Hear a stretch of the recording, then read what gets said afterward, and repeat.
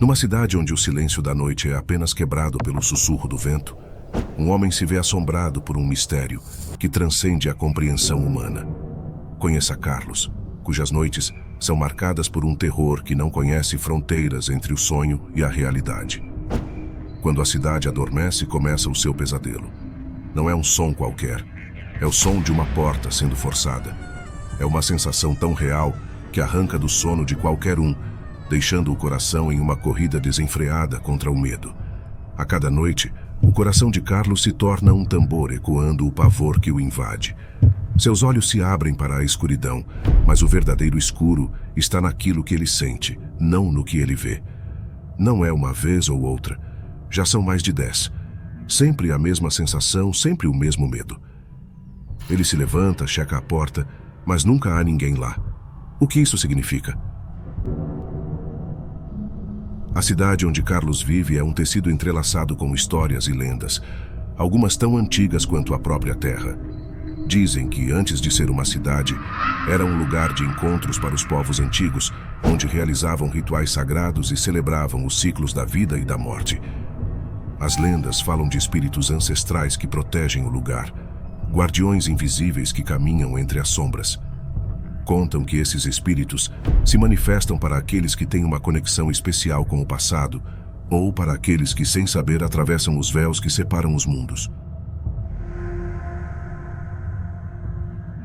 Para entender melhor o que aflige Carlos, buscamos a opinião de um especialista em fenômenos paranormais, com anos de estudo em eventos que desafiam a explicação científica.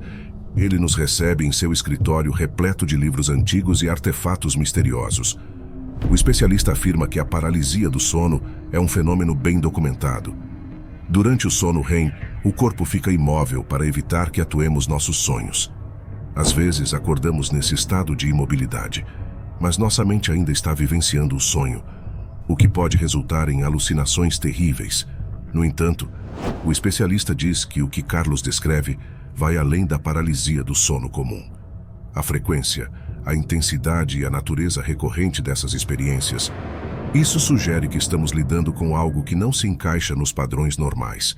Pode ser um eco psíquico, uma impressão deixada por um evento traumático, ou talvez algo que realmente pertença ao reino do sobrenatural.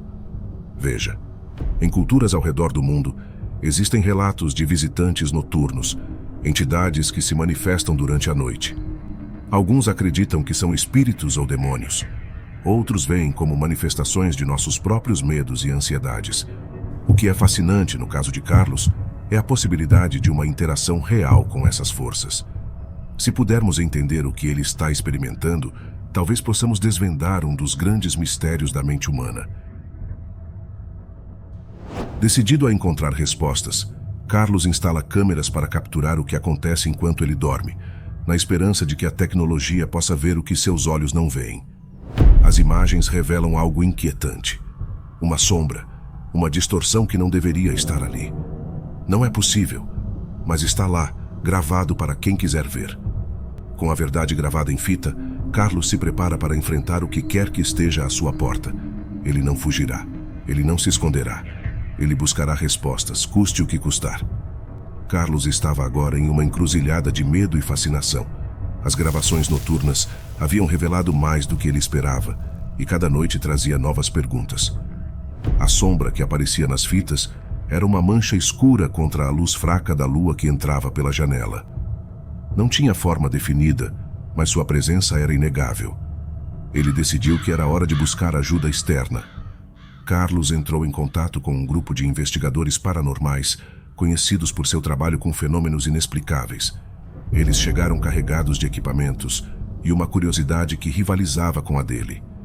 A primeira noite de investigação foi tensa. Câmeras foram posicionadas em todos os cantos da casa, gravadores de áudio foram espalhados e sensores de movimento foram instalados. Carlos não dormiu. Ele passou a noite observando os monitores, esperando que a sombra aparecesse. Às 3h07 da manhã, o inesperado aconteceu. Um dos sensores de movimento disparou, e uma das câmeras capturou uma distorção no ar, como se algo estivesse passando por ela. O grupo correu para o local, mas não encontrou nada além do ar frio da noite. Nos dias seguintes, os investigadores analisaram as gravações, buscando padrões ou pistas. Eles descobriram que a sombra aparecia sempre à mesma hora e sempre seguia o mesmo caminho. Era como se estivesse procurando algo ou alguém. Carlos começou a pesquisar a história da casa e descobriu que ela havia sido construída sobre as ruínas de uma antiga construção que pegou fogo há muitos anos. Uma família inteira havia perecido nas chamas e rumores diziam que seus espíritos ainda vagavam pelo local. Armado com essa nova informação, Carlos e os investigadores prepararam-se para uma última noite de vigilância. Eles não estavam apenas observando. Eles estavam esperando, prontos para um encontro. Quando a sombra apareceu, Carlos a seguiu. Ele a viu parar diante de uma parede que não tinha nada de especial. Mas quando Carlos tocou a superfície, sentiu o calor de uma chama que não existia mais. A sombra então se dissipou, como se tivesse encontrado o que procurava. Os investigadores ficaram atônitos. Eles tinham suas gravações, suas evidências, mas nenhuma explicação. Carlos, no entanto, sentiu uma estranha paz. Ele sabia que a sombra não voltaria. Ela havia encontrado seu caminho para casa, e Carlos havia ajudado nisso. A história de Carlos é um lembrete de que, às vezes, os fantasmas que nos assombram não são os espíritos dos mortos, mas as memórias do passado que precisamos enfrentar. E, ao fazê-lo, podemos encontrar não apenas respostas, mas também redenção. Você já passou por algo semelhante? Ou talvez um familiar ou amigo tenha vivido uma história parecida? Se sim, compartilhe nos comentários a sua experiência.